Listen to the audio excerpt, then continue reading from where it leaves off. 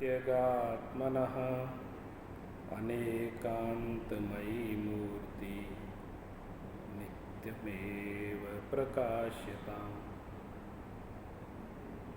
धम्मो मंगलमुक्केटम् अहिंसा संयमो तवो देवावीतं नमस्सन्ति जस्य धम्मे सयामरो। नमः श्रीवर्धमानाय निर्धूतकलिलात्मने सालोकानां त्रिलोकानां यद्विद्यादर्पणायते तज्जयति परं ज्योति रमं समस्तैरनन्तपर्यायै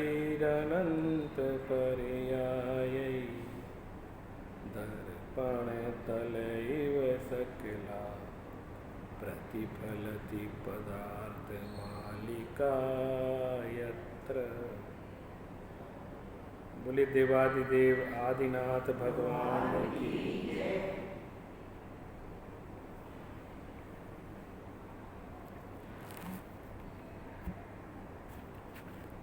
आचार्य अमृतचंद्र द्वारा विरचित पुरुषार्थ सिद्धिपाय नामक ग्रंथ पर क्रमशः उसकी एक एक कारिका पर हम लोग चर्चा कर रहे हैं। कल तक हमने निःकांक्षित अंग इस कारिका को पढ़ा था।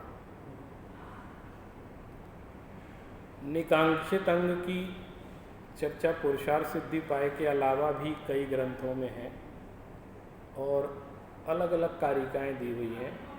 रत्नकंठ सावकाचार में भी है, समय सार में भी है, अन्य ग्रंथों में भी है। उसका कुल अभिप्राय इतना है कि किसी भी चीज की कांक्षा नहीं करनी चाहिए, न प्रशस्त न अप्रशस्त। उनका कहने का अर्थ है प्रशस्त कांक्षा भी अप्रशस्त कांक्षा भी सब मोक्ष मार्ग में बाधक है। एक समय सार की गाथा आती है निर्जराधिकार में, जो इसको निकांक्षित अंग को समझाते हैं। जेदुण करेदि कंखम कम फले तहय सब धम्मेसु सो ऋक्कंखो चेदा सम्मादिट्ठी गुणे दब्बो। आचार्य यह कह रहे हैं कि जो आत्मा कर्मों के फल की तथा सब धर्मों की कांक्षा इच्छा नहीं करता, उसे निकांक्ष सम्यक दृष्टि जानना चाहिए। सम्यक दृष्टि कर्म करता है लेकिन कर्म के फल की कांक्षा नहीं। अब आप देखो गीता का एक प्रसिद्ध श्लोक है, कर्मण्येवाधिकारस्ते मा फलेषु कदाचन। ये सबको याद है और ये यहाँ पे समय सार निर्जराधिकार में इससे भी बड़ी बात कही है। जेदुण करेदि कंखम कम फले तय सब धम्मेषु। जो कर्मों के फल तथा समस्त धर्मों की किसी भी कांक्षा नहीं करता है। कांक्षा का मतलब समझे इस कर्म में मुझे ये फल मिलेगा, ऐसा निदान किसी तरह का कामना नहीं करता। मैं ये आप सोच सकते हैं कितना कठिन काम है। कोई काम करो और उसके फल की इच्छा मत करो, तो काम करने की इच्छा ही नहीं होगी। आपको कोई काम करने होगा, इसका कोई फल बल नहीं है, आप तो काम करे जाओ, तो आधी इच्छा तो वहीं ख़त्म हो जाएगी। क्यों करें, हमको जब कुछ मिलना नहीं है तो कुछ मिले तो करें, इसका कुछ तो फल मिले, मुझे पुण्य मिले, परलोक में कुछ मिले, कहीं तो कुछ मिले। वो कहते हो मिलना नहीं मिलना वो सब अलग बात है, आप कांक्षा मत करो, इस कांक्षा से कोई काम मत करो। कितनी बड़ी बात है। और उसका कारण क्या है?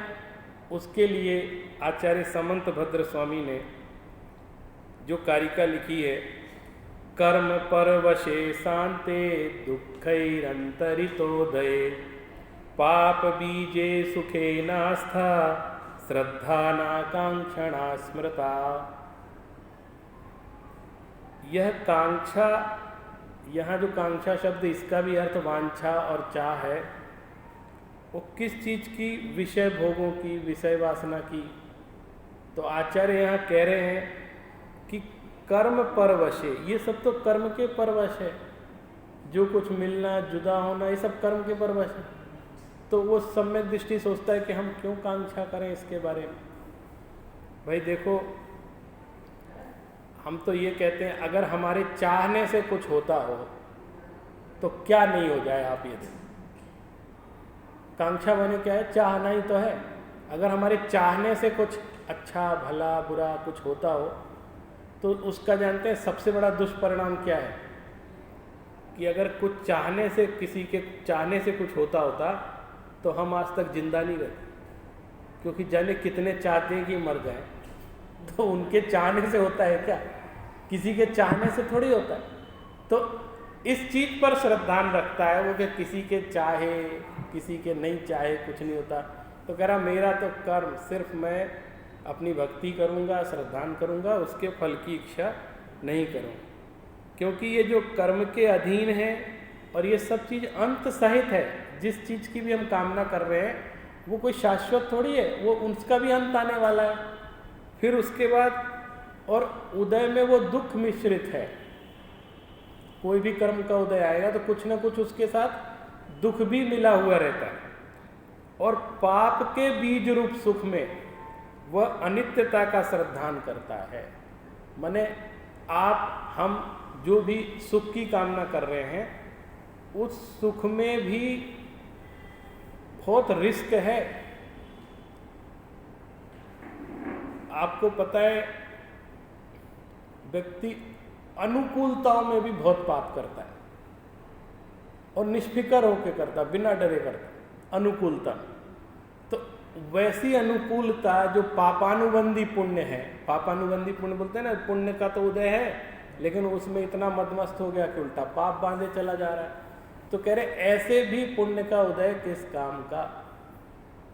प्रायः लोग कहते हैं पैसा कैसे आता है? पुण्य के उदय से आता है। यही समझाते हैं ना हर जगह, यही शोर हल्ला चारों तरफ पुण्य के उदय से आता है। मैं तो कई तरीके से सिद्ध करता हूँ कि आप क्लियर ही नहीं कर सकते पैसा पुण्य के उदय से आया कि पाप के उदय से। आप ये क्लियर ही नहीं कर सकते जो पैसा आया वो पुण्य के उदय से आया कि पाप के उदय से आया। कैसे? एक आदमी के इतना पुण्य का उदय आया जिसको हमारे शब्दों में कि पुण्य के उदय से बहुत पैसा आ गया, और उसी पैसे के कारण वो जेल चला गया। उसी पैसे, घर में छापा पड़ा और वो सारी जब्त हो गई और पता चला कि ये तो सब अनैतिक रूप से था, इसकी कोई हिसाब किताब नहीं, और जेल चला गया। आप बताओ वो पुण्य के उदय से पैसा आया था कि पाप के उदय से आया? कारण क्या बना जेल जाने का? दुख का कारण क्या बना?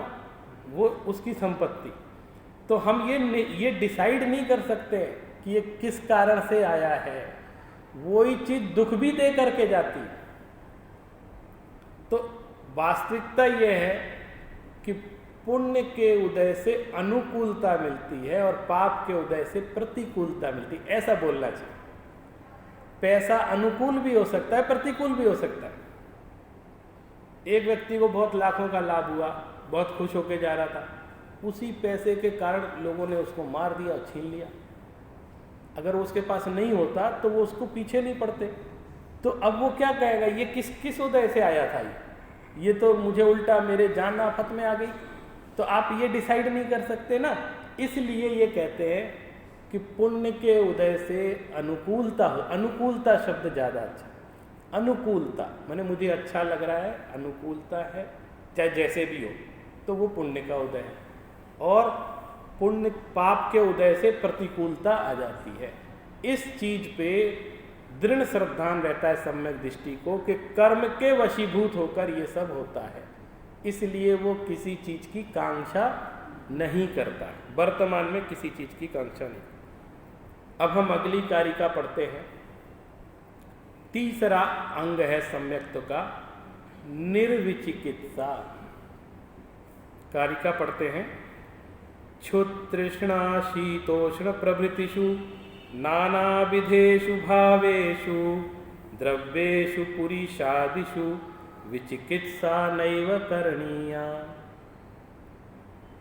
अब सम्यक दृष्टि किस चीज पे श्रद्धान कर रहा है? जो वस्तु जैसी है उसका जो स्वरूप है उसको वैसा मान लेता है। तो वो कहते हैं कि जो चीज़ जैसी उसका जो स्वरूप है ऐसा मान लिया, तो अब उसमें घृणा करने का भाव कहाँ से? भैया बताओ, घृणा किस किस चीज़ से होती है? घृणा किस किस चीज़ से घृणा होती है? कहीं बदबू आ रही है तो उससे घृणा हो जाएगी, हमको अच्छी नहीं लग रही है। कोई ख़राब चीज़ पड़ी उससे घृणा हो जाएगी, कहीं गंदगी है उससे घृणा हो जाती है, घृणा हो जाती है कि मुझे पसंद नहीं। मनुष्यों से भी घृणा होती है, आपस में घृणा करने लग जाते हैं। इसको तो देखते ही मेरा दिमाग खराब हो जाता है, ऐसा मन में विचार आता है। ये सम्यक दृष्टि को इस तरह की घृणा नहीं होती। कितना ही गंदा आदमी बैठा हो बगल में, जैसे अपन बस में ट्रेन में कहीं जा रहे हैं, अब रिजर्वेशन किसका पास में? हमारे बस में तो है नहीं, वो तो जिसकी टिकट होगी वो अधिकार से बैठेगा। अब कभी कभी अजीब से व्यक्ति भी बैठ जाते हैं, उनके साथ आपको पूरा 1-2 दिन का जो भी सफ़र है वो गुजारना है।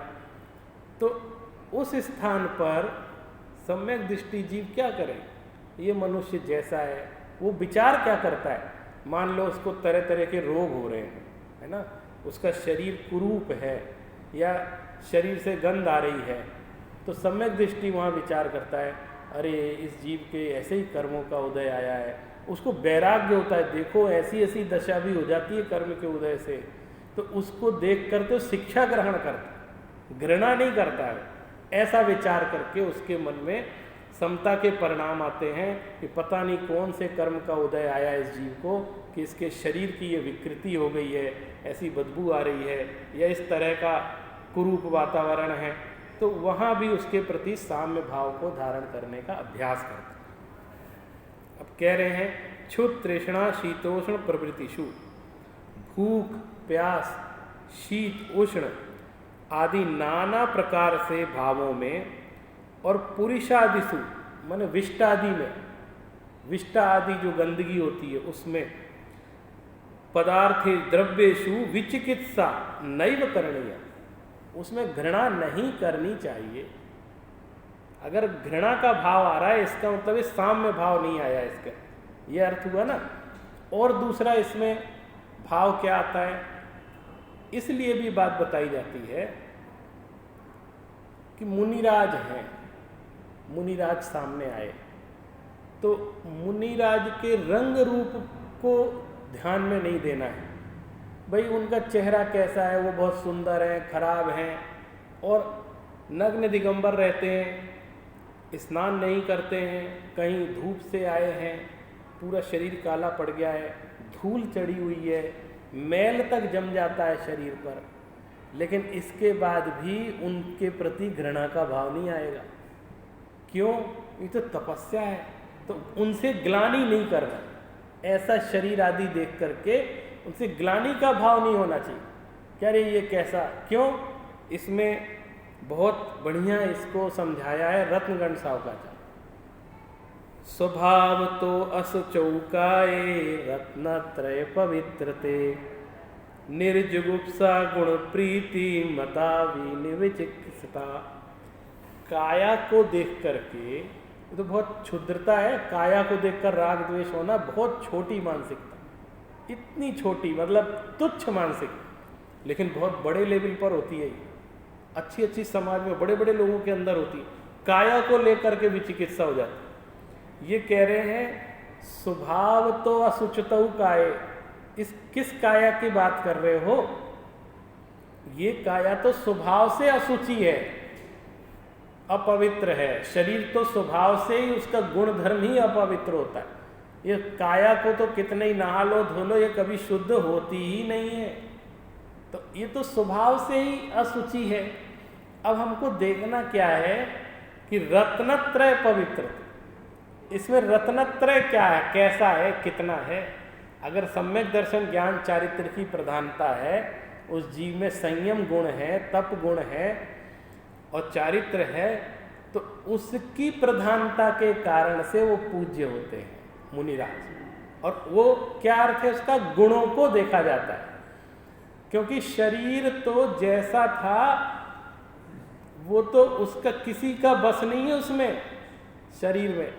शरीर तो जैसा नाम कर्म प्रकृति का उदय हुआ है वैसा मिल गया, और जैसा है वैसा ही माना जाता है। लेकिन हम फिर भी इस बारे में साम्य भाव नहीं रख पाते हैं। अच्छे बुरे, ये सुंदर, ये खराब, ये कुरूप, इसकी तरफ हमारी दृष्टि चली ही जाती है, और वैसा विचार भी करते हैं, वैसी चर्चा भी करते हैं, क्योंकि हमारे अंदर वो रत्नत्रय गुण देखने की प्रवृत्ति अभी आई नहीं। आपने एक आचार्य का नाम सुना होगा, एक आचार्य थे अष्टवक्राचार्य। अष्टावक्र नाम सुना है ना? एक अष्टावक्र गीता करके भी प्रसिद्ध है। उनकी बड़ी प्रसिद्धि, बहुत ज्ञानी व्यक्ति थे, और वो प्रसिद्ध किस लिए भी थे कि वो 8 अंग टेढ़े थे उनके, 8 जगह से, जैसे ये भी टेढ़ा, ये भी टेढ़ा, ये भी टेढ़ा पैर, मैंने ऐसे कुल मिला के 8 अंग उनके टेढ़े थे। तो वो चलते समय भी टेढ़े, देखने में भी अच्छे नहीं लग रहे।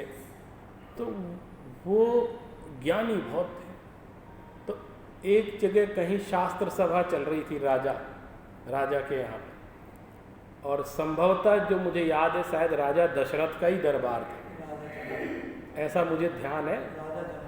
जनक का, हाँ। तो उस दरबार में वो पहुँच गए। तो राजा जनक तो जानते थे, विद्वान आदमी थे, सबको जानते थे। तो जब पहुँचे तो वहाँ जो उनके मंत्रिमंडल था और भी लोग थे, वो हंसने लगे। जो विद्वान थे हंसने लगे, ये कौन आ गया, उसका मजाक उड़ाने। तो वो कहने लगे कि मैं जा रहा हूँ यहाँ से। राजन कह रहे आप ऐसे क्यों जा रहे हैं, आप बैठिए। तो बोले नहीं, मैंने ये समझा था कि आपके दरबार में विद्वानों की सभा लगी, लेकिन मुझे नहीं मालूम था कि यहाँ तो चमार हैं। बोले क्या बात कर रहे हो, तो एक से एक बड़ी बड़ी जाति के लोग हैं, आप ऐसे कैसे। बोले क्या होता है ये ज्ञान नहीं देख रहे हैं, चर्म देख रहे हैं। चमार क्या करता है, चमड़ी देखता है, उसकी दृष्टि किस पे रहती है। तो हम तो चमार उसको कहते हैं जो चमड़ी देखकर निर्णय करता है। कितने बढ़िया परिभाषा बनी। चर्मकार की क्या रहती है, चमड़े पर दृष्टि रहती है। वो देखता है कितना अच्छा चमड़ा कहाँ कैसा मिल जाए, क्योंकि उसको अपनी चीज़ें बनानी है। तो कह रहे मैं तो सोच रहा था यहाँ विद्वान लोग आए। तो विद्वान माने ज्ञानी, ज्ञानी माने सम्यक दृष्टि। वो इस तरह की दृष्टि नहीं रखते, उनकी दृष्टि विशाल होती है। तो ऐसे जीव निर्जुगुप्सा गुण प्रीतिर्मता, निर्जुगुप्सा करके, वहाँ घृणा ना करके गुणों में प्रीति करनी चाहिए। इसको ही निर्विचिकित्सा कहते हैं। अब देखो आप जो ये बातें बता रहे हैं यहाँ पर, क्या लग रहा है ये सिर्फ सम्यक दृष्टि के लिए है? अरे ये सम्यक दृष्टि को कितना गजब का, माने सम्यक दृष्टि माने एक अच्छे व्यक्तित्व का धनी। सम्यक दृष्टि का अर्थ क्या है, माने हम लोग जो ये पर्सनालिटी डेवलपमेंट के कोर्स पढ़ाते हैं, ये सारे पर्सनालिटी डेवलपमेंट के कोर्स हैं। ये हमारे प्राचीन शास्त्रों, किसी व्यक्ति से घृणा नहीं करनी चाहिए। अभी का तो जो पर्सनालिटी डेवलपमेंट कोर्स चलता है वो कॉलर वाला चलता है। आप ऐसा पहनाओ, उस इंटरव्यू में प्रभावित करना है तो आपको ऐसे बैठना चाहिए, ये करना चाहिए, इस स्टाइल में, ये पर्सनालिटी डेवलप। और कोई खास पर्सनालिटी वहाँ नहीं रहती। अब हमसे पूछे कोई महात्मा गांधी की पर्सनालिटी कैसी थी, क्या पहनते थे वो, कौन सा क्रीज करके पहनते थे, कौन सा प्रेस लगाते थे, कुछ नहीं। लेकिन पर्सनालिटी उसको बोलते हैं। पूरी दुनिया आज महात्मा गांधी के नाम से ऐसे नतमस्तक हो जाती है उनके विचारों से। तो असली पर्सनालिटी डेवलपमेंट कोर्स ये है, ये बाहर वाली पर्सनालिटी का नहीं कि ये लगा लो, वो संभालो, ये संभालो, ऐसा नहीं, बाहर का दिखावा नहीं। बोले असली चीज चाहिए। तो इस तरह की जिसके अंदर प्रवृत्ति होगी कि वो किसी भी पदार्थ के प्रति साम्य भाव रखता है। एक बार आचार्य श्री बोलते थे, बहुत अच्छी बात, आचार्य विद्यानंद महाराज कहते थे कि एक आता है ना, चक्रवर्ती सी संपदा और इंद्र सरीखे भोग, काक बीट सम गिनत है सम्यक दृष्टि लोग। ठीक है, दोहे कहे जाते हैं महिमा में सम्यक दृष्टि की, लेकिन वो इस पे प्रश्न करते थे, कह रहे ये इसमें निर्विचिकित्सा कहाँ है? तो सम्यक दृष्टि है तो चक्रवर्ती सी संपदा इंद्र सरीखे भोग को काक बीट सम क्यों गिनता है? वो जैसा है वैसे ही गिनना चाहिए ना उसको। काक बीट सम माने उसको, अब वहाँ अभिप्राय दूसरा है। वो जो कवि कहना चाह रहे हैं वो कह रहे हैं उसके लिए तुच्छ है, माने कोई बड़ी चीज नहीं है ये सब, ये वो कितनी बड़ी बात, इंद्रों जैसे भोग भी उसके लिए कोई मायने नहीं रखते, वो ये कहना चाहते। लेकिन फिर भी इस पर आशंका आई कि वो काक बीट जैसे कैसे हो गए, तो उनको साम्य भाव रखना चाहिए सम्यक दृष्टि को, वो हमेशा ये बात कहते रहते। तो सम्यक दृष्टि हमेशा साम्य परिणाम की व्याख्या करता, साम्य परिणामों में रहने का प्रयास करता है। अब देखिए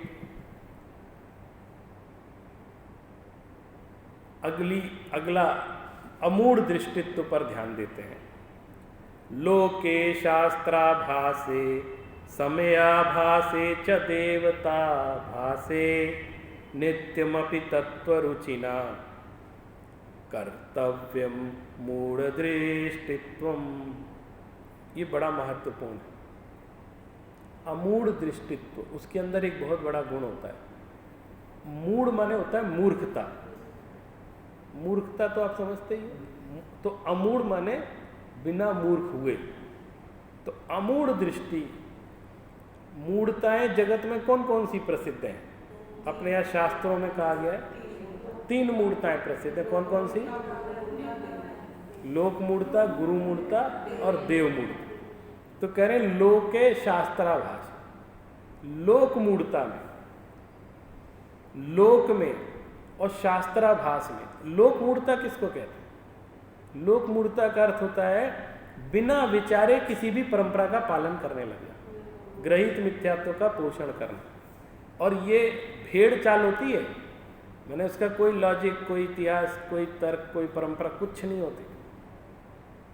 अपना देश तो बहुत धर्मात्मा देश है, और यहाँ तो अभी एक रात पहले नया मंदिर बनता है और उसका नाम लिख देते हैं प्राचीन मंदिर। हाँ, अभी रात को कुछ नहीं था, रात भर में बन के सुबह ईंट वींट लगा के तैयार हो गया और ऊपर लिख दिया इनका प्राचीन, किसी भी नाम लिख के दे देता है इनका प्राचीन मंदिर। अरे प्राचीन मंदिर, अभी रात भर में कुछ था ही नहीं हुआ। तो ये तो हमारे यहाँ की परंपरा है, किसी भी चीज को देवी देवता बना देना। जिन देवी देवताओं का कोई इतिहास नहीं है, कोई शास्त्र प्रमाण नहीं है, वो भी पूज रहे हैं। आप ये देखो लोक मूढ़ता, मैं नाम नहीं लेना चाहता यहाँ से, लेकिन कई देवी देवताओं को तो मैं जानता हूँ कि एक फिल्म बनी थी, उस फिल्म से वो देवी पैदा हुई और उसके मंदिर बन रहे हैं, आज तक चल रहे हैं उन देवी के नाम। और शास्त्र में कोई प्रमाण नहीं, किसी के शास्त्र में प्राचीन कोई प्रमाण, लेकिन चल रहे। यहाँ भारत में तो फिल्मी नायक नायिकाओं के भी मंदिर बनते हैं। दक्षिण भारत में सुना है कई जो नायक नायिकाएं उनके मंदिर बन जाते। तो आप मूढ़ता का कहाँ से कहाँ तक ख्याल रखेंगे? बहुत सारी मूढ़ताओं के बारे में गिनाया जाता है। लोक मूढ़ता, 2-4 मूढ़ता के बारे में हम चर्चा कर लें। जैसे पर्वत से गिर करके मोक्ष हो जाएगा, ऐसी आपको पता नहीं। और एक बात और भी ध्यान रखना, मैं भारत भारत बोल रहा हूँ तो यहाँ रहते हैं इसलिए बोल रहे हैं कि पूरे दुनिया में मूढ़ताएं चलती हैं। चाहे ये बहुत डेवलप्ड कंट्री है ना, जो विकसित देश कहलाते हैं, वहाँ भी ऐसी ऐसी मूर्खताएं चलती हैं कि आश्चर्य होता है कि बड़े ज्ञानी बने फिरते हैं, बड़े विकसित बने फिरते हैं, और इतनी सी बातों में ऐसे पागल रहते हैं, कुछ पूछो। बिल्कुल 2 पैसे की बात। हमारे यहाँ का बाल बोध का बच्चा भी दुत्कार दे उसको, ऐसी बातों को, वो बड़े बड़े लोग उसको ऐसे श्रद्धा से काम करते हैं। ऐसी मूढ़ताएं चलती हैं। कैसे शास्त्रों में कह देते हैं ये जो पर्वत है बड़ा पवित्र पर्वत है, इस पर्वत के नीचे बहुत खाई है, यहाँ से कूद जाने से मोक्ष हो जाता है। ऐसी पहले मान्यताएं बहुत चलती थी। तो कई लोग बिल्कुल पागलपन में लाइन लगा के वहाँ से कूदना शुरू कर देते। ऐसे कई, ये नदी है, बहुत पवित्र नदी है, इसमें समाधि ले लो तो मोक्ष हो जाता है, इसके अंदर डूब मरो तो मोक्ष हो जाता है। ऐसी ऐसी मान्यताएं, और तो आप गिनने बैठोगे ना तो हजारों लाखों मान्यताएं, हर घर नगर शहर शहर में अलग अलग मान्यताएं आपको मिल जाएंगी। तो हम क्या करें इसमें, आप बताओ, हमारे हाथ में क्या है? तो हम जो सम्यक दृष्टि श्रावक हैं, और मैं कहता हूं श्रावक हैं, अभी सम्यक दृष्टि मिथ्या दृष्टि जाने दो, जो सामान्य श्रावक भी हैं, ये जो शास्त्रों में निश्चय सम्यक दर्शन कहा है वो तो जब होगा होगा, लेकिन जो व्यवहार सम्यक दर्शन है वो तो हम पुरुषार्थ पूर्वक अभी समझ कर ही सकते हैं। उतना तो हमारे हाथ में है, फिलहाल उतनी की मान्यता तो पुष्ट कर सकते हैं। हमारे जो कैसे कैसे विद्वान, कैसे कैसे महात्मा हमारे यहाँ परंपराओं में किस तरीके से युक्ति से इन लोक परंपराओं से भी बच करके अपना काम कर लेते। माने सबके साथ, अब आप मान लीजिए अब दक्षिण भारत में चले जाएं या कहीं किसी काम से गए, वहाँ की जो लोकल मान्यताएं हैं उनमें आपको शरीक होना पड़ता है किसी कारण से, कि भैया इनके साथ रहना उठना बैठना है, इसको देखना समझना पड़ेगा। लेकिन अगर हमारी मान्यता में परिवर्तन हो जाए, और क्या होता है जब थोड़ा समय खराब होता है ना, मान लो जीवन में प्रतिकूलता चल रही है, तो जल्दी व्यक्ति की श्रद्धा उन चीज़ों में आ जाती है। आसपास वालों ने कह दिया साहब हमारा ऐसा नहीं हो रहा था, हमने तो वो किया तो वो हो गया। और ये जो मूर्ताएं हैं वो बहुत आधुनिक भी हो गई हैं। आपने देखा होगा पहले मंदिरों के बाहर, ट्रेन में, स्टेशन पर एक वो पर्चे बांटते फिरते थे, और उस पर्चे पे लिखा होता था ये इन देवी की स्तुति है, और इस पर्चे के 5000 पर्चे तुम और बंटवाओ, नहीं तो तुम्हारा लड़का मर जाएगा घर में, नहीं तो तुम्हारे यहाँ दरिद्री आ जाएगी।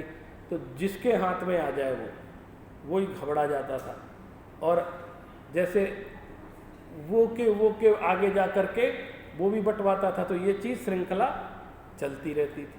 अब पर्चे ख़त्म हो गए, अब ये व्हाट्सएप और ये आ गया, तो इसमें मैसेज आते हैं ऐसे कि ये मंत्र 50 जगह फॉरवर्ड करो तो एक खुशी का समाचार तुमको मिलेगा, इस तरह आता है ना। और डर के मारे लोग, या लोभ के मारे या भय के कारण, दो ही चीज़ों के व्यापार चलते हैं, एक भय, आशा, लोभ, इनके कारण लोग फॉरवर्ड कर देते।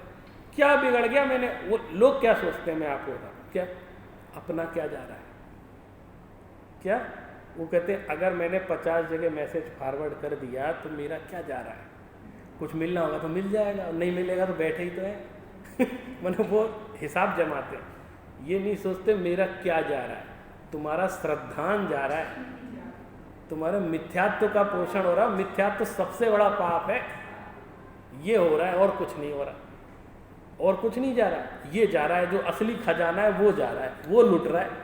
तो इन छोटी छोटी मान्यताओं में पढ़ करके लोक मूढ़ता और शास्त्र मूढ़ता, यहाँ शास्त्राभासे भी लिखा है, शास्त्राभास माने जो आभास किसको कहते हैं, जो उस जैसा लगे लेकिन वैसा ना हो। जैसे ये कोई भी कह देगा ये सब शास्त्र में लिखा है पोषण के लिए, और कई शास्त्र ऐसे लिखे भी गए, अपनी परंपरा जैन परंपरा में भी लिखे गए शास्त्र। भाई हम दिखा देंगे तो आगम में लिखा है, लो करो ऐसा।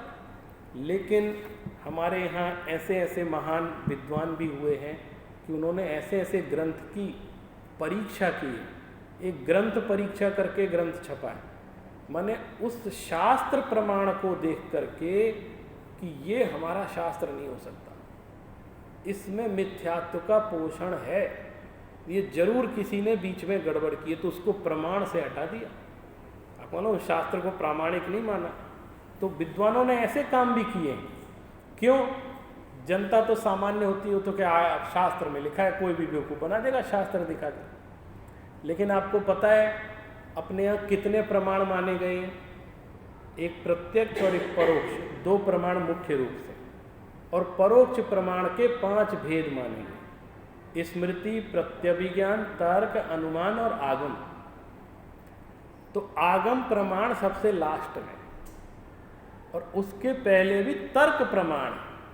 मैं ये बात आपको इसलिए बता रहा हूँ कि अपने जिन धर्म की हमको वैज्ञानिकता और उसकी महत्ता समझ में आना चाहिए। जैन परंपरा की सबसे बड़ी विशेषता ये थी कि आगम को प्रमाण तो माना कि आगम प्रमाण है, आगम से बढ़कर कुछ नहीं, आगम चक्षु साहू ऐसा कहा, लेकिन मात्र आगम को प्रमाण नहीं माना, उसके साथ तर्क को भी रखा, अनुमान को भी रखा। क्यों क्यों ऐसा क्यों किया? क्योंकि जिस जिस परंपरा में, मैं नाम नहीं लूँगा आप समझ जाएंगे, जिस जिस परंपरा में एकमात्र आगम को प्रमाण माना जाता है, एकमात्र माने जो किताब में लिखा है वही सही है, उसके अलावा कुछ भी दुनिया में कुछ सोचना नहीं इसके आगे। इसमें कहा है ना, यही सबसे बड़ा वाक्य है, वो समाज सबसे ज़्यादा हिंसक हुई है, इसमें लिखा है इसलिए माना, इसके अलावा कोई दिमाग नहीं लगाया उसमें। इसमें लिखा है, हमारे धर्म ग्रंथ में लिखा है, हम तो ऐसे ही करें, और धर्म ग्रंथ ईश्वर ने कहे हैं, वो गलत नहीं हो सकते, उसके अनुसार चलेंगे और हम भी उसी के अनुसार चलते हैं।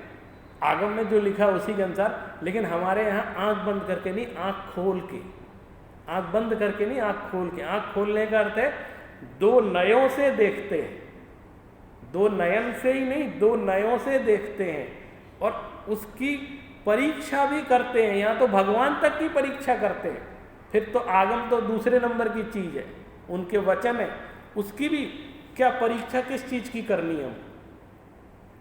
आगम वाणी आपकी परीक्षा करनी है कि ये आगम आप की वाणी है भी कि नहीं, या जो लेखक लिख रहा था उसने अपनी वाणी घुसा दी उसमें, ये परीक्षा करते हैं, उसको छानते हैं। इसका क्या मानदंड है आप बताओ, कैसे छाने, हम क्या करें? हमारे यहाँ अवधारणाएं चलती हैं, जैसे अहिंसा की भावना। अहिंसा एक व्रत है, अहिंसा के लक्षण हमें पता है, सबको पता है अहिंसा किसको कहते हैं। यदि किसी आगम में हिंसा के पोषण की बात लिखी होगी तो आप ही वो आगम निकाल के अलग कर दोगे, अरे ये कैसे आ गया, ऐसा तो होता ही नहीं है। क्यों? सिर्फ आगम नहीं चल रहा है, एक धारणा भी चल रही, एक कॉन्सेप्ट भी चल रहा है कि अहिंसा प्रधान जैन धर्म है, ये धारणा है। तो आपके पास एक तराजू है ना तौलने का। अगर किसी ग्रंथ में देखो, हम रात्रि भोजन करें नहीं करें ये हमारा निर्णय है ना, लेकिन शास्त्र में कभी नहीं लिखा रहेगा कि रात्रि भोजन करो, है ना। चाहे 99% लोग करते हो रात्रि भोजन, लेकिन कहेगा कोई नहीं कि करना चाहिए। ये बात है कि नहीं? प्रामाणिकता ये है ना। शास्त्र कभी नहीं कहेगा। अगर आपको किसी शास्त्र में लिखा मिल जाए, मान लीजिए आप ही खोल रहे हैं, देख रहे हैं कि नहीं ऐसी कोई ज़रूरत नहीं है, रात्रि भोजन में कोई दोष नहीं है साहब, किया जा सकता है, कोई दोष नहीं है उसमें, और ये तो ऐसी ही बातें थी, कर सकते हैं, ऐसा कोई मान लो किसी आगम में, कोई आगम मतलब किसी किताब में आपको लिखा मिल जाए, तो आप क्या करोगे? आप खुद ही उठा के अलग रख दोगे, हटाओ ये जो हमारी परंपरा ये नहीं है। क्यों? किस आधार पे आपने हटाया? वो तो शास्त्र था, आपने किस तर्क के आधार पर हटाया? क्योंकि आपको उसका कॉन्सेप्ट पता है कि ये चीज तो 3 काल में हमारे शास्त्र में हो ही नहीं सकती। हमारे शास्त्रों में मिथ्यात्व का पोषण हो ही नहीं सकता। हमारे शास्त्रों में राग द्वेष की महिमा गाई नहीं जा सकती। हमारे यहाँ तो वीतरागता की पूजा होती है, कभी राग को प्रश्रय दिया ही नहीं जा सकता। ये जो लक्षण जब निकल करके आते हैं तो हम कह देते हैं ये शास्त्र नहीं है। और सिर्फ शास्त्र के नाम पर नहीं, अगर आपने शास्त्र शब्द को पकड़ लिया तो भी समस्या है। मैं इसलिए आचार्य समंत भद्र को बहुत महान आचार्य मानता हूँ कि उन्होंने शब्दों को भी देखा कि मुझे शब्द अच्छे प्रयोग करने हैं। जैसे वो क्या कहते हैं, वो लक्षण में, सम्यक दर्शन के लक्षण में आप्ताभिमान नहीं, वो सम्यक दर्शन का लक्षण बोलते हैं ना,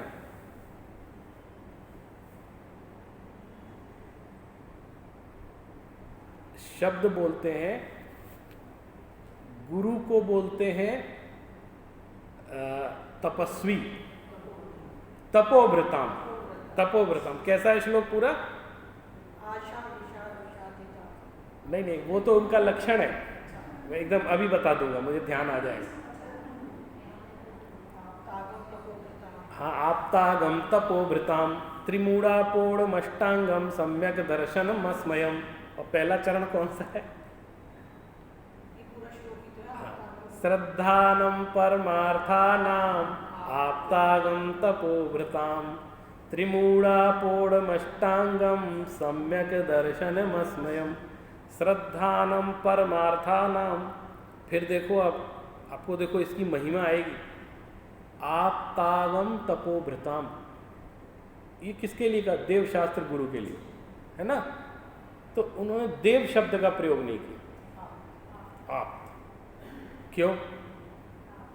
वो बहुत ऊंची चीज थे, वो कहे नहीं, देव में ना मजा नहीं आ रहा।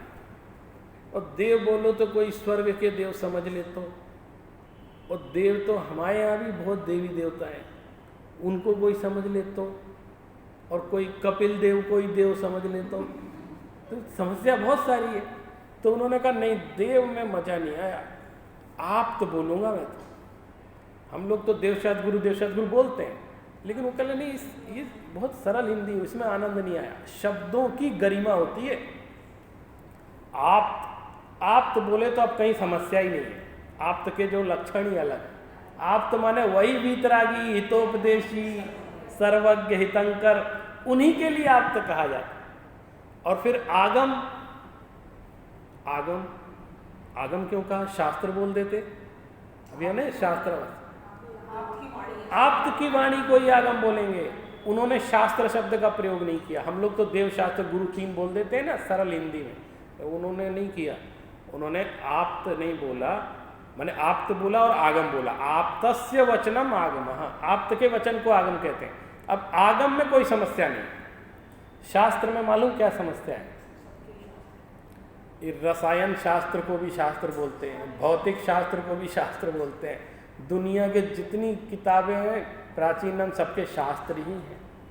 तो कोई शास्त्र का मतलब कोई भी शास्त्र ना ले ले, कॉमन नाउन है ये। इसलिए हमको स्पेशल शब्द जो उसकी गरिमा को बहन कर सके। इसको भी आप देखना, गरिमा माने शब्द प्रयोग का भी बहुत महत्व होता है, उस गरिमा को बहन कर सके। आगम, तो आगम में लग रहा है आगम भगवान की वाणी, तो अब उसमें कोई संशय नहीं। और आगम, आप्त, आगम और तपोभृताम, और गुरु नहीं कहा। गुरु में तो कितनी समस्याएं हैं, किस किस को गुरु कहोगे आप? जमाने के सब लोग ही गुरु हैं, या तो कोई चेला तो दिखता ही नहीं मुझे, सारे गुरु। और आप देखो हमारे बनारस में तो एक दूसरे को गुरु बोलते थे। क्या गुरु, क्या हाल चाल है तुम्हारे? दोस्तों को गुरु बोलते हैं। तो गुरु मतलब तो बड़ा कॉमन हो गया। तो उन्होंने कहा गुरु में मजा नहीं आया। उन्होंने कहा नहीं, तपोभृता, तपस्वी लोग, उसमें जो गरिमा है वो। मैं इसलिए इन शब्दों की गरिमा की बात करता हूँ कि ये प्रयोग हम लोग भी करते हैं। जैसे मैं आपके घर जाऊँ तो आप कहेंगे या आप बुलाएंगे, साहब हमारे यहाँ भोजन करने के लिए पधारो। आप ये नहीं कहेंगे खाना खाने के लिए आ जाना, ऐसे नहीं बोलेंगे ना।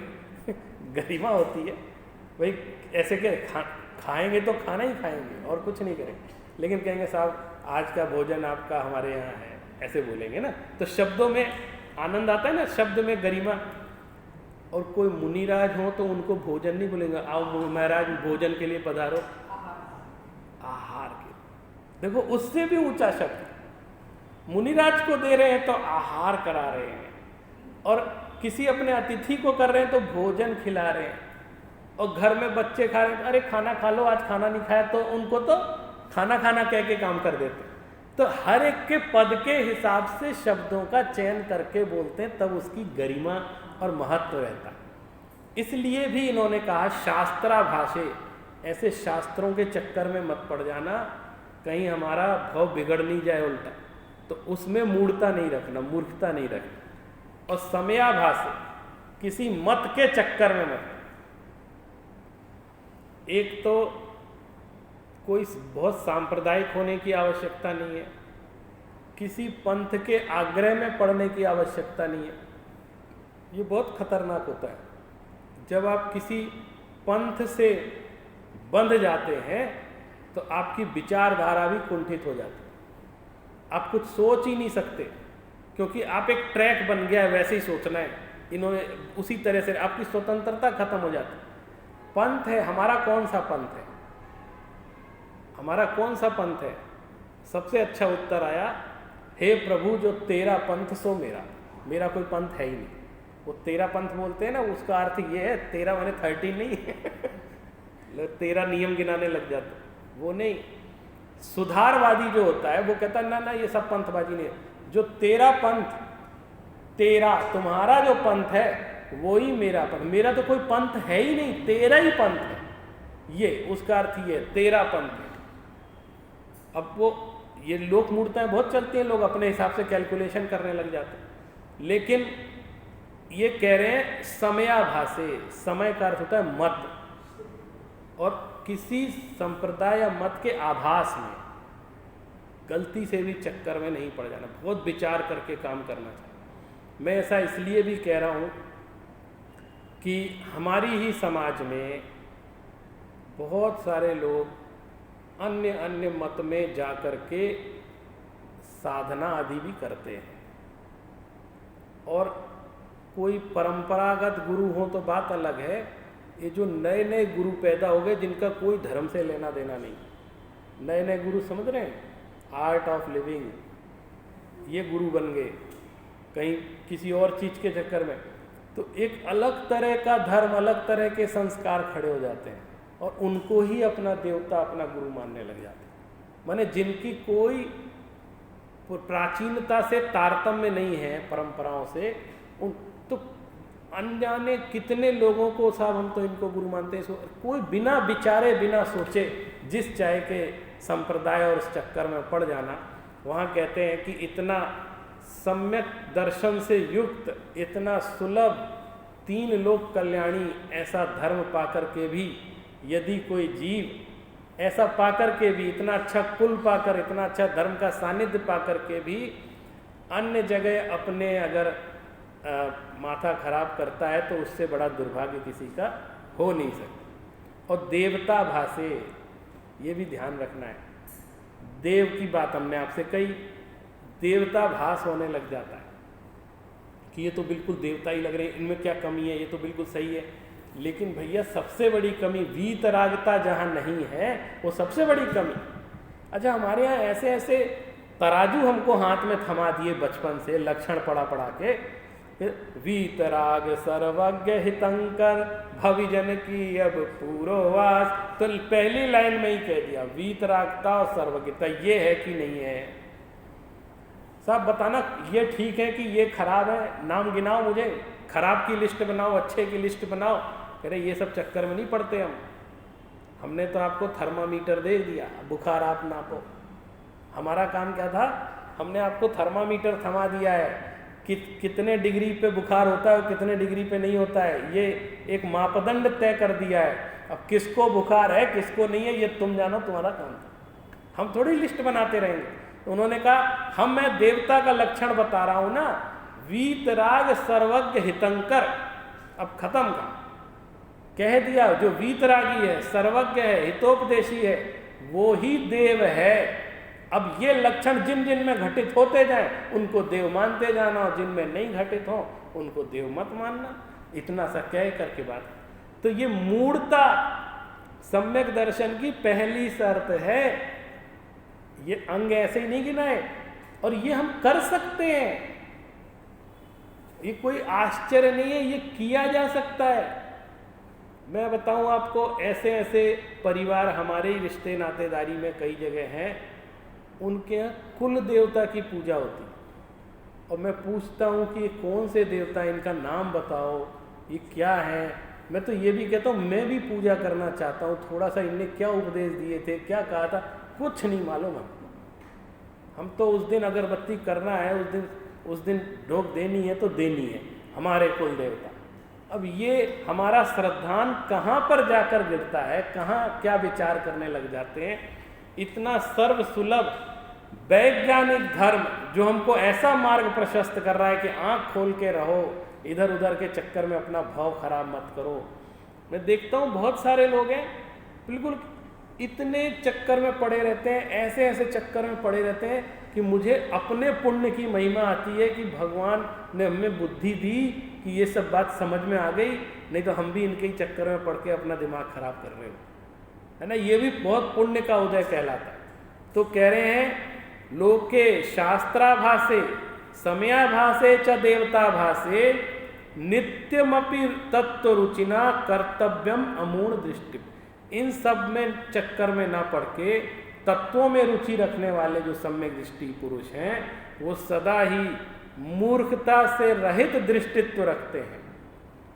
मूर्खता से सहित दृष्टि नहीं रखते, मूर्खता से रहित दृष्टि रखते हैं, ऐसा उनका श्रद्धान रहता है। इसको अमूढ़ दृष्टित्व कहते हैं। और रत्नकंठ श्रावकाचार में भी का पथे पथि दुखा नाम का पतस्थेप्य सम्मति असंपृक्तिर अनुत्कीर्तिर मूढ़ादिष्टिर उच्यते। ये तो रत्नकंठ श्रावकाचार में तो समंत भद्र है ना, तो कठोर भी बहुत है।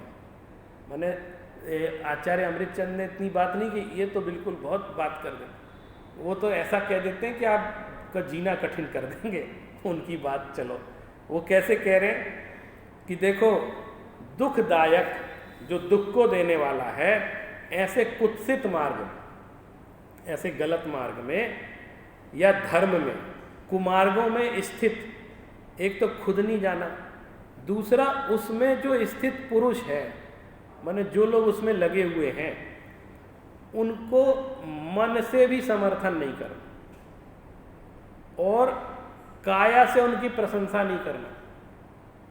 अमूढ़ दृष्टि ऐसा होता है, हाँ हाँ ठीक है मैं तो नहीं जा रहा, तुम हुआ जाओ, कुछ नहीं करेगा वो, मेरी जगह तुम हुआ हो, ये ठीक है तुम कर रहे हो, वो कुछ रिएक्शन ही नहीं देगा उनके।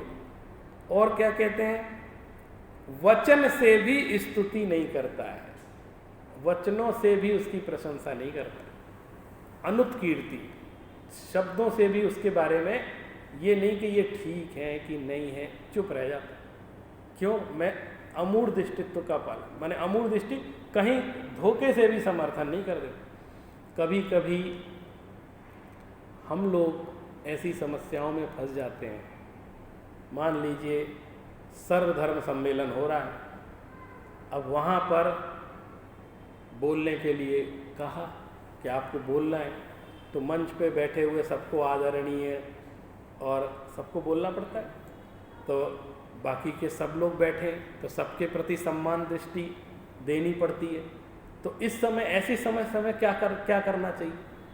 समंत भद्राचार्य तो कह रहे हैं तुम्हें ऐसे सम्मेलन में जाना ही नहीं चाहिए। आप ये समझो, हम उनसे पूछे ना कि ऐसे समय में क्या करें, हम सामान्य शिष्टाचार है, हम सामान्य शिष्टाचार के तहत, वो कह रहे हैं उनको वो भी सहन नहीं। वो कहते ना, अगर आप अमूढ़ दृष्टित्व अंग है सही, तो तुम ऐसी जगह जाओगे ही नहीं जहाँ इस तरह की दुविधा खड़ी हो। इतनी दृढ़ता रखते हैं, इनके श्रद्धान में, दर्शन में इसलिए इतनी ताकत आई थी, उन्होंने इतनी दृढ़ता रखी थी अपने अंदर। तो इस प्रकार जो तत्व रुचि के लोग सम्यक दृष्टि वाले होते हैं, वो कुदेवादी में, कुशास्त्र में और लोक मूढ़ता में इत्यादि जो मूढ़ताएं हैं, उनको अपने जीवन में नहीं पालते हैं और सम्यक्त्व का पालन करते हैं। आज हमारे 10 लक्षण महापर्व जो चल रहे हैं, उनका 6ठा दिन है और आज के दिन हमको उत्तम संयम धर्म के बारे में विचार करना है। एक गाथा से इसको प्रारंभ करते हैं। संयमणमेव संजम जो सो खलु हवै सम्मत्तानुभवायी णियानुभवणिच्छयेण व्यवहारेण पंचेन्द्रिय निरोह। संयमन को ही संयम कहते हैं, जो निश्चित ही सम्यक्त्व का अनुभाई होता है, मैंने सम्यक्त्व का अनुसरण करने वाला, सम्यक दर्शन पूर्वक ही संयम धारण होता है। निश्चय से जो आत्मा की प्रतीति है, निजानुभव है, वह संयम है। और व्यवहार से जो पंचेंद्रिय निरोध रूप जो क्रिया होती है उसको हम लोग संयम कहते हैं। आचार्य वीरसेन स्वामी ने धवला ग्रंथ में बहुत सुंदर उल्लेख किया है, वो गाथा मैं पढ़ के बताता हूँ।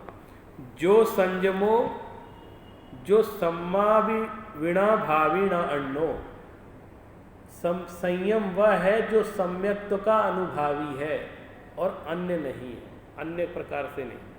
माने सम्यक दर्शन पूर्वक, सम्यक दर्शन सम्यक ज्ञान पूर्वक जो संयम धारण होता है वही वास्तव में उत्तम संयम दर्शन। हम लोग जो संयम अकेला नहीं, वो उत्तम संयम है। उत्तम संयम शब्द का क्या अर्थ हुआ? उत्तम माने सम्यक दर्शन, सम्यक दर्शन से युक्त संयम, उसको उत्तम संयम धर्म कहते हैं।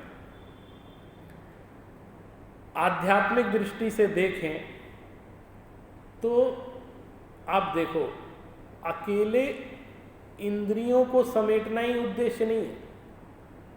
इंद्रियों को, बाह्य इंद्रियों को समेटना माने उनका निरोध करना, उनकी विषयों की प्रवृत्ति पर लगाम लगाना, ये इसका उद्देश्य क्या है?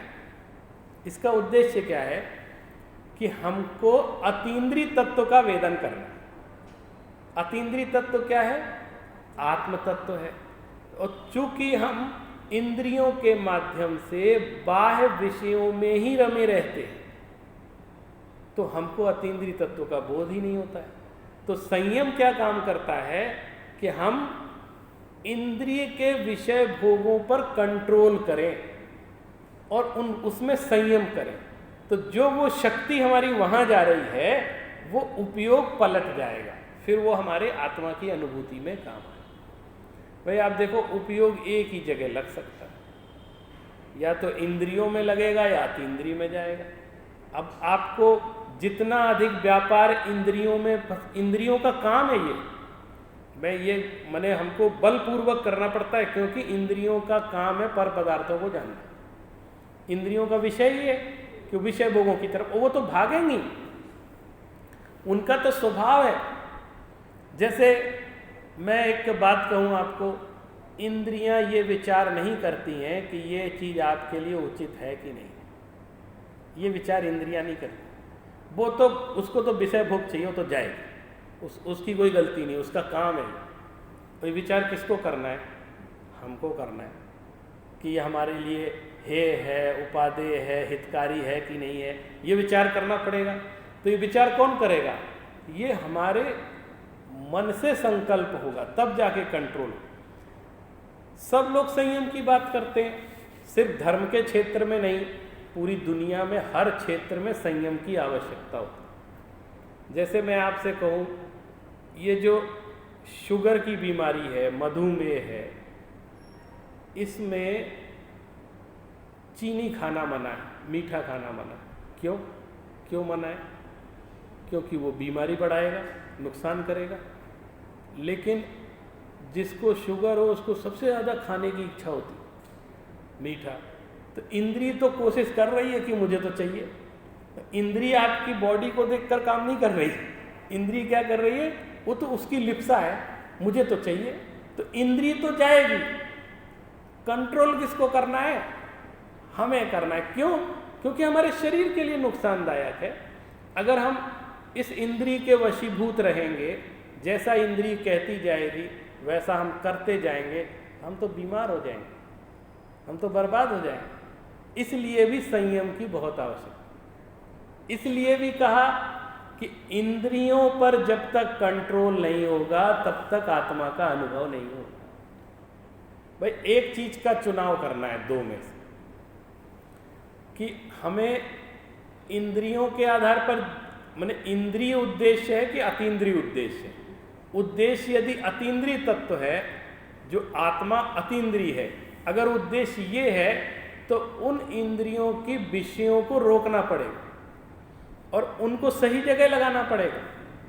हमको ये तय करना है कि इंद्रियां हमारे कंट्रोल में है कि हम इंद्रियों के कंट्रोल में, ये तय करना है।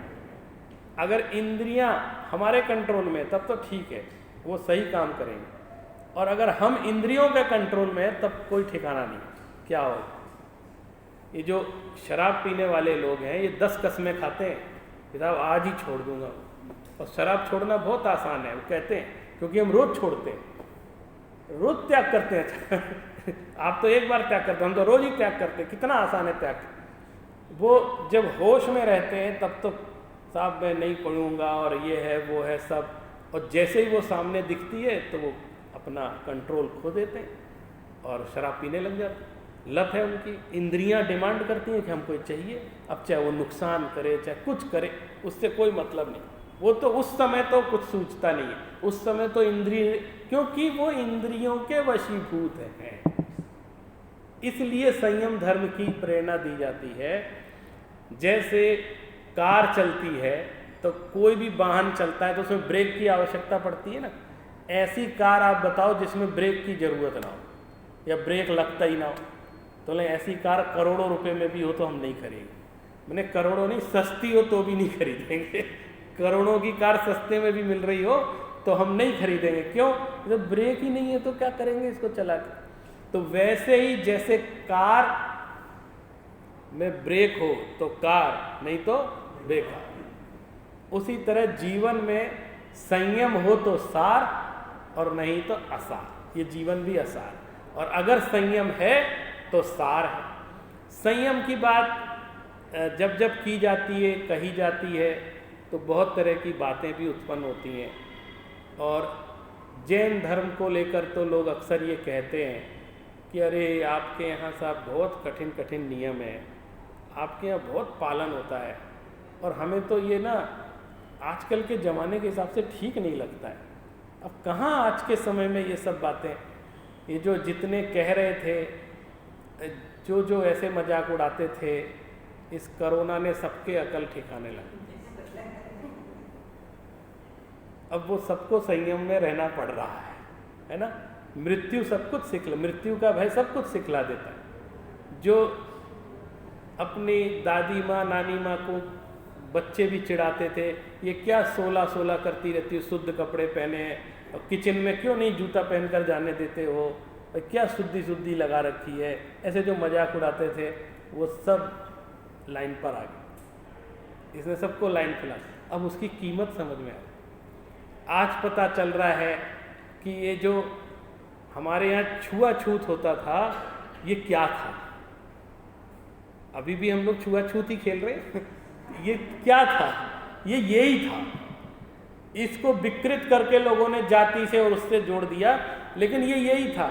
मैं भगवान के गर्भगृह में जा रहा हूँ तो मैं वस्त्र शुद्ध पहनूंगा, मुझे कोई छूना मत। मैं मुनिराज को आहार देने जा रहा हूँ तो मेरे वस्त्र अलग हैं, कोई मुझे छूना मत। ये क्या छुआछूत लगा रखा है?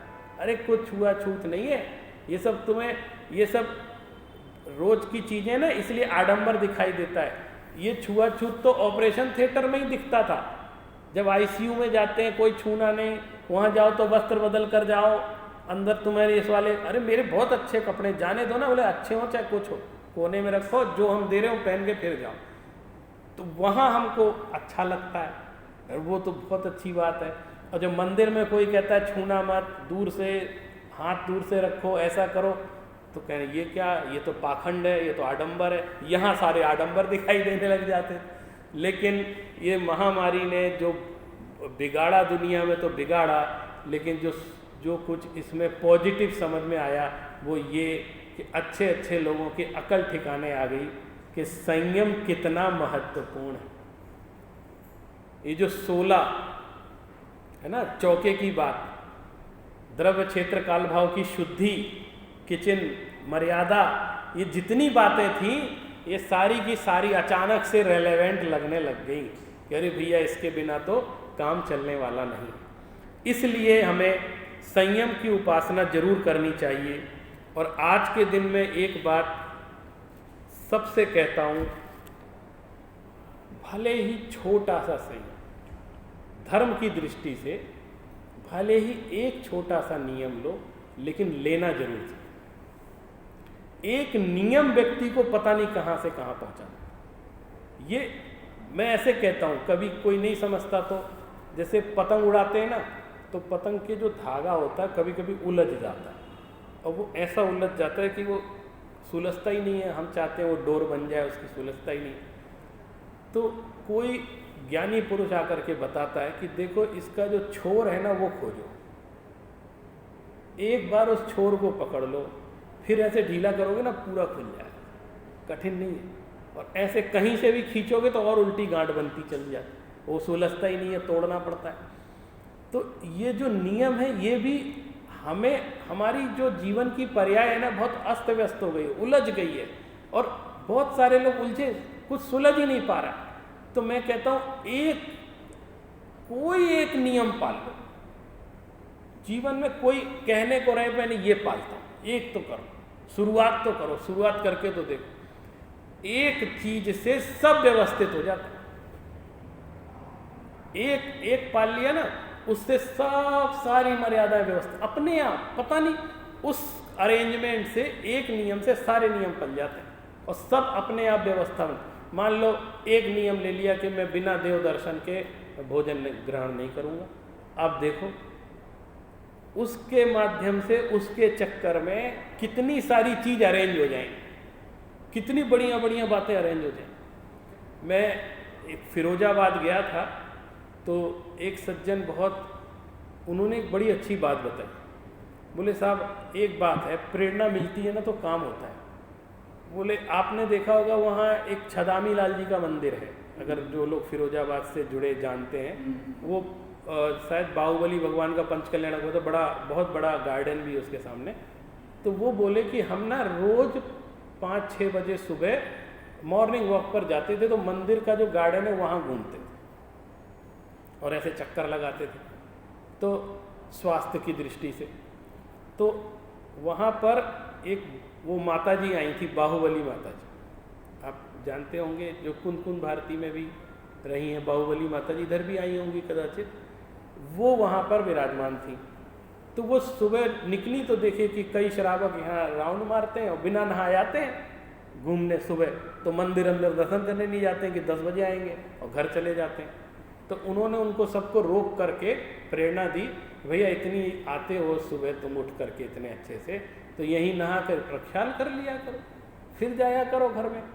बोले उन्होंने साहब क्या ऐसी प्रेरणा दी, हमने अगले दिन से शुरू किया और आज इतने साल हो गए हमारा वो क्रम बंधा है, हमारा तो जीवन व्यवस्थित हो एक नियम से, एक संयम से। मैं ये कह रहा हूँ और हमारे जितने युवा साथी हैं उनसे भी ये कहता हूँ कि कहीं तो ठहर जाओ, कुछ तो मान लो, किसी की तो सुन लो, मतलब किसको तुम अच्छा मानते हो उसकी मान लो, एक बात मान लो। एक कहते हैं ना, एक छोटी सी चीज, कहते हैं लक्ष्य है मेरे अटल तो मंजिलें निश्चित मिलेंगी, और बो दिया है बीज तो फिर क्यारियां निश्चित खिलेंगी। एक बीज बो दिया ना, वो भविष्य में बट वृक्ष बन करके उभर के आ जाएगा, आपको पता ही नहीं चले।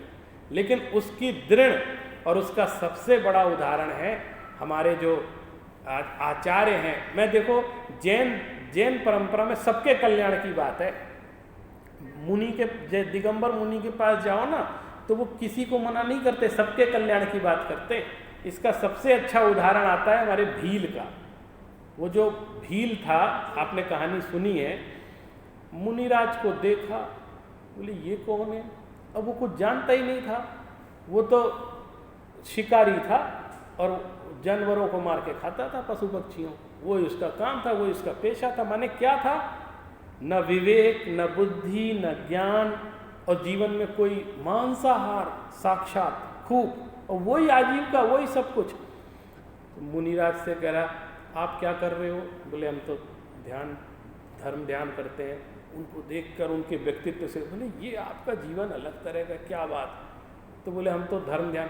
बोले मैं धर्म सीख सकता हूँ क्या, ऐसे पूछ लिया उनसे। बोले मेरे जैसा बर्बाद आदमी, हमारे जैसा जीवन में कुछ कर सकता हूँ क्या। तो देखो ऐसे को भी मुनिराज मना नहीं कर। कोई तो कहते तुझे कहाँ है, तुझे 6 द्रव्य के नाम तो आते नहीं, तू क्या करेगा भगा दे उनको है ना। लेकिन नहीं, और मैं आपसे कह रहा हूँ जिसको ज्ञान नहीं है, जो पढ़ना नहीं जानता है, जिसके अक्षर ज्ञान नहीं है, कुछ नहीं, मूर्ख है, वो भी संयम से तर गया। उससे कहा क्या? बोले मांस खाना छोड़ दो। अरे साहब क्या बात कर रहे हो, हमारा तो रात दिन का काम है, हम नहीं छोड़ सकते। अरे क्या करें, इसको कैसे धर्म सिखाएं, क्या करें? बोले अच्छा एक बात बताओ, तो सबका मांस खाते हो क्या तुम? बोले नहीं, हम सबका नहीं खाते, कुछ हमारे भी रूल्स हैं हम लोग कुछ जो खराब टाइप के पशु पक्षी उनको नहीं खाते। बोले कौन? तो बोले जैसे कौवा, ये तो हमारे यहाँ अपशगुन माना जाता है, इसको हम नहीं खाते हैं कुछ भी।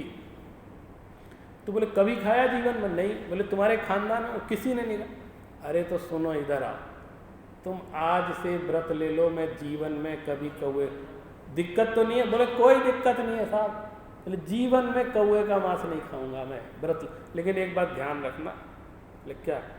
व्रत लिया है तो पालना, छोड़ना नहीं, व्रत तोड़ना नहीं। बोले देखो आप साधु महात्मा हो और आपके सामने मैं वचन दे रहा हूँ, मैं आज के बाद कभी, और मैं तोड़ूंगा नहीं। उसको तो ये था कभी जरूरत ही नहीं पड़नी है, लेकिन नियम ले लिया तो ले लिया। एक नियम लिया छोटा सा। आप देखो मांसाहार का पूर्ण त्याग भी नहीं था। स्थिति कितनी खराब है, आपकी हमारी तो बहुत अच्छी स्थिति है, कितनी खराब स्थिति है। हमारी स्थिति बहुत अच्छी है लेकिन नियम नहीं है। उसकी स्थिति इतनी खराब थी लेकिन एक दृढ़ नियम था, ऐसा दृढ़ था, उसने कहा मैं नहीं खाऊंगा। और जब परिस्थिति खराब हुई, रोग हो गया, वैद्य ने कह दिया ये दवाई तभी काम करेगी जब तक कौवे के मांस के साथ नहीं खिलाओगे। वाह, पत्नी को मना कर दिया, बोले रहने दो, तो जीना मरना तो लगा रहता है, एक ही नियम लिया था मैं, तो अब उसको तो नहीं छोड़ूंगा मैं जीवन में, और कुछ हो। अब बताओ उसके एक नियम ने उसको तीर्थंकर बना दिया। अब देखो इससे बढ़िया उदाहरण कोई हो सकता है दुनिया में? एक मर्यादा, एक संयम, एक छोटा सा बिल्कुल, लेकिन उस पर दृढ़ता, अब इसको मैं नहीं छोड़ूंगा। आज मैं सुबह स्वाध्याय में पंडित सदाशिव दास जी का वचनिका पढ़ रहा था, जो रत्नगंज साहब का आचार्य, वो बड़ी गजब की बात है, संयम। वो बात कहकर मैं अपनी वाणी को विराम दूंगा। उन्होंने कहा